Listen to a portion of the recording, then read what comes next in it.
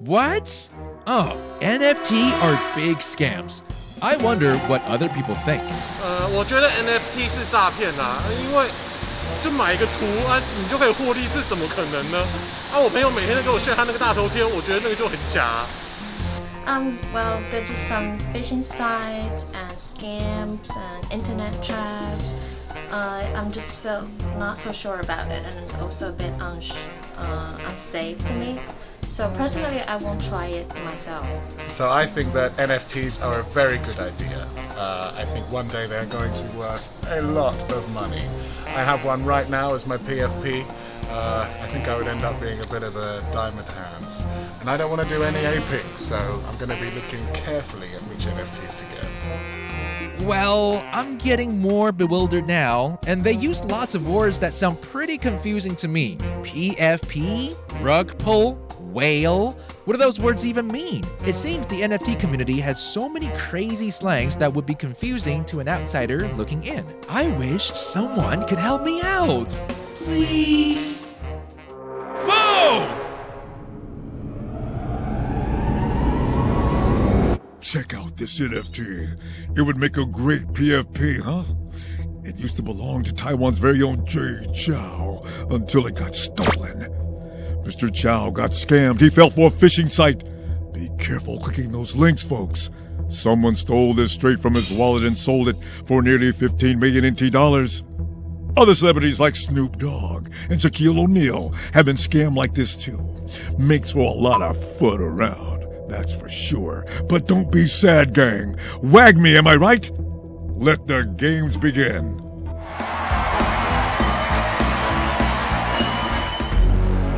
Wanna play a game?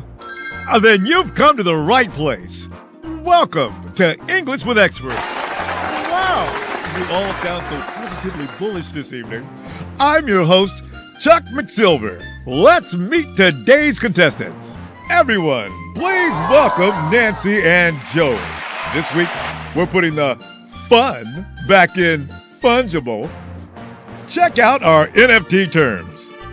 Bullish, metadata, whale, PFP, WAGMI, A-Beam, rug pull, phishing site, fun. Contestants, it's up to you to find those words. Fingers on buzzers. Here's your first clue. To buy an NFT irresponsibly out of FOMO. Aping.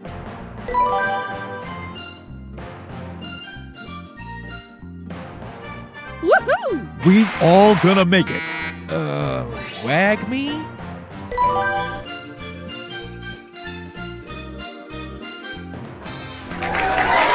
A scam, where a creator abandons your project and takes all the money. I know, rug pull.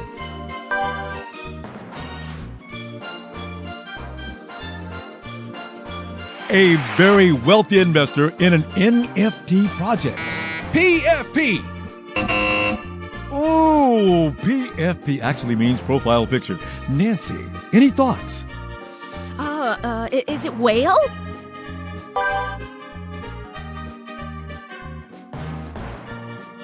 Yes! That means it's the end of the round, and we finish on a tie. You know what that means. Sudden death. This is the world's first ever tweet. It was sold recently as an NFT, but for how much? Closest answer wins. Nancy. I think 100 million NT? No way. 25 million NTD.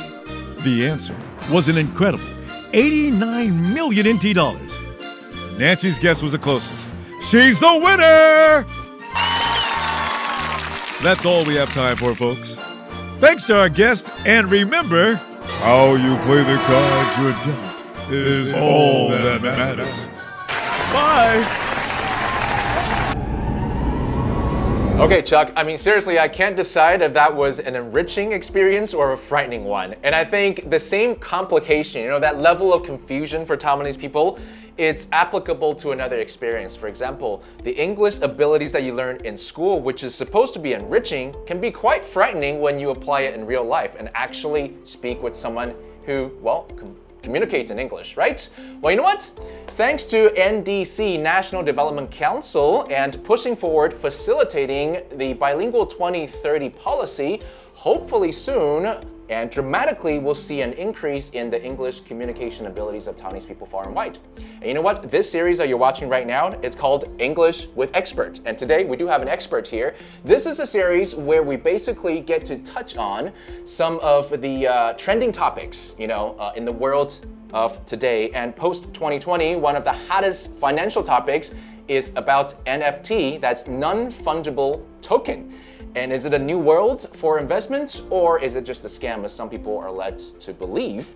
Well, if you're looking to expand your investment portfolio, lucky you, today we do have an expert joining us here on English with Expert. His name is Scott Williams, and he is the CEO of Dustland Rider. Hello, Scott!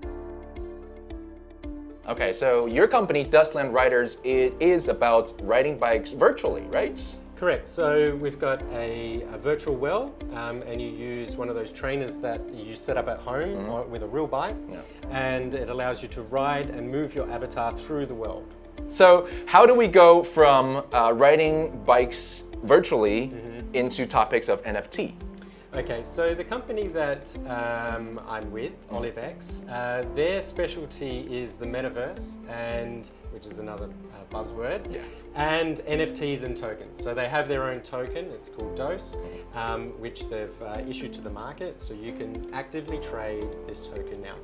And they're going to help Dustland Rider to allow you to move to earn, which is another buzzword, move to earn. Okay, so I'm guessing, I hope it's correct, to say that NFT is a form of trading in the metaverse. Correct. It's a commodity that you can trade over the blockchain. Right. So. Or own, right? Or if you just want to own for the sake of owning. Definitely. Are there types of NFTs out there? Are there different types of tokens out there?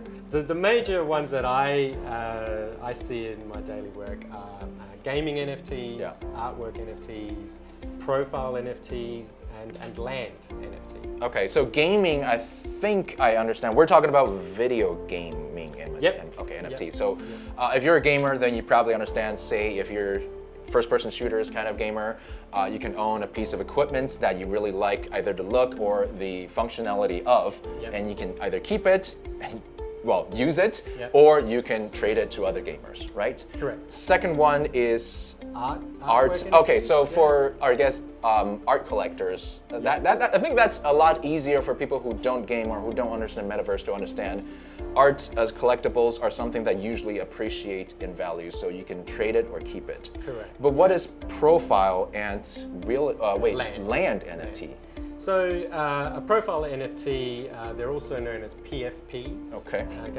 So there's another acronym for everyone to learn. But profile NFTs really help, they provide the utility. So that's always important to understand. When we're talking NFTs, we're really talking about the underlying utility of it, not just the image itself. So a lot of people, they see an NFT and they go, oh, that's pretty, but why do I want that pretty picture? What's a profile NFT do? Well, it really helps you to show other people what communities you're a part of. So if we both own the same, a lot of those profile NFTs, there's like 10,000 of them, but they all are a little bit different, right? Like Bored Apes are all monkey heads with different hats on and things like that. If we both have one of those, then we both know that we're in the same club, really, right? So, and by owning that NFT and having it in our wallet, when we go to maybe a chat room or a Discord channel, the Discord channel will check our wallet and say, do we have the profile picture? If we do, then we can enter that, okay? Now, some of those profile NFTs have got some really famous people or wealthy people in them, and if you're part of that, then you have pretty much direct access to some of these people that you normally wouldn't have. So that's real big utility in itself. So for people who are buying NFT, especially I guess land NFT now, you're buying into a future of NFT being, or into metaverse or virtual reality being something that's valuable in the future. Is that right?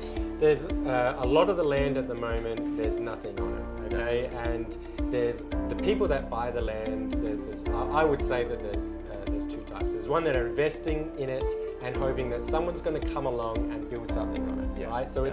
it's that farmer down in Shingy, 30, 50 years ago, who had a farm and they didn't know that someone's going to come and put 101 on there. Yeah. And now it's some of the most expensive land in the world. Yeah. So that's one type of person in buying the land. The other person is someone who already can see what they're going to do with that land, or already has a product that they want to offer to people. They just want to put it somewhere. And so they buy the land rather than renting it, and they start building what they want to offer people. That could be a shopping mall, online shopping mall. Okay, well, now I have a final question for you, Scott. For people who invest in NFT and they feel like they got scammed, how do we avoid it, and what are some of the things we could do if we feel like, okay, truly this is an NFT with ill intention from the design of it, and how can we avoid that? The two types of scams for NFTs in particular are, though, ones that offer no utility. They promise, but they don't have any intention, and they never had any utility. Okay. So it looks like a cool website. The people promise that you'll get maybe, I don't know, access to all of this stuff, and then you buy it, and then the website disappears. Yeah. All right. So they never had any intention of delivering anything. Right. So you really need to have a look at, maybe check the news around this company, check the people on this company, check whether there's any brands, reputable brands, part of that company, because if there are, then they have probably done their research as well, right? So then it's probably more likely that these people are going to deliver or want to deliver on this, and your money is probably safer there. Okay. Okay. All right. The second type would be just a blatant rip-off of an NFT that already exists. So because companies mint, minting is when you create a new NFT on the market, you encode it onto the blockchain. That's minting.